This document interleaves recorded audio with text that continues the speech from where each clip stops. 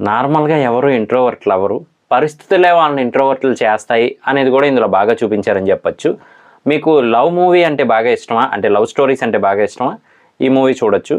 అలాగే family emotional scenes ఇవన్నీ ఎక్కువగా ఉండే మూవీ ఇష్టమా, అయితే ఇది ఒకసారి ట్రై చేయొచ్చు అనమాట. ఇంతకీ ఏ మూవీ అంటే నీ ఫర్ ఎవర్ అనమాట.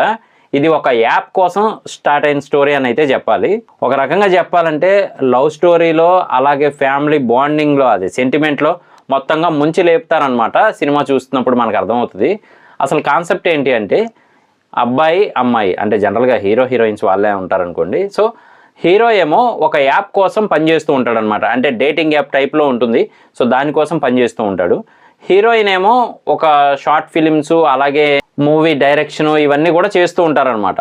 సో ఈవిడ ఒక లవ్ స్టోరీని రాసి తీసుకువెళ్తారు.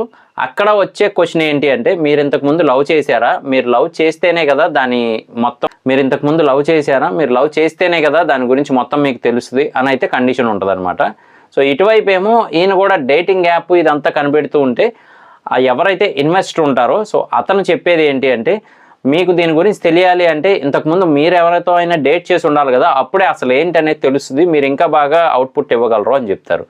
సో వీళ్ళిద్దరికీ ఎదురైన ఈ ప్రాబ్లం ఏదైతే ఉందో దాన్ని సాల్వ్ చేసుకోవడానికి ఈవిడ ఒకరిని లవ్ చేస్తున్నట్టు మొత్తంగా అతని ఫీలింగ్స్ ఎలా ఉంటాయి అవన్నీ కూడా స్టోరీగా రెడీ చేద్దామని ప్లాన్ చేస్తారు. ఇతను మాత్రం సీరియస్గానే లవ్లోకి దిగుతాడనమాట. సో ఇప్పుడు అతని ఫ్యామిలీ పరిస్థితి మాత్రం చాలా దారుణంగా అయితే ఉంటుంది.